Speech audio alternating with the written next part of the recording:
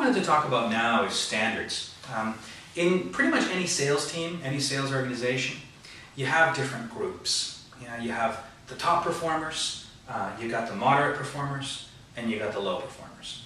And there's these three different groups that need to be managed differently. Now, one of the things that we find is very, very important to do is to really create some standards for your salespeople. I often go into training situations where I ask people, what's your conversion rate? Now, how many appointments does it take for you to turn it into a sale? Or how many phone calls, how many contacts does it require for you to go through in order to generate an appointment? And I'm shocked that most people don't know. They're actually completely unaware of what their numbers are. They don't know what their conversion rate is. They don't know how many sales they get on average in a month. They don't know what the average pound value of those sales are. So these people are generally ignorant of what their numbers are. And that to me is almost like training for a marathon or training for any kind of other sporting event and having no idea how long it takes you to run from one distance to another.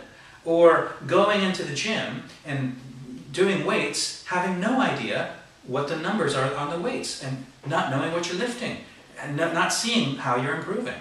So really what I think is that people need to be communicated what the minimum acceptable standard is.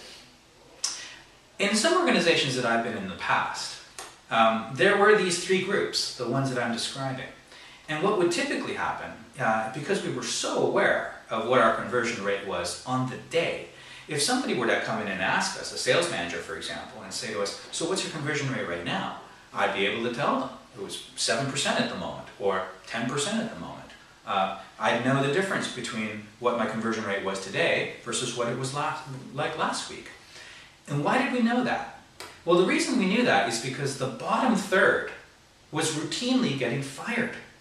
And so what would happen is that the new crop of people would be hired into the sales organization, and they would go right into these three boxes again.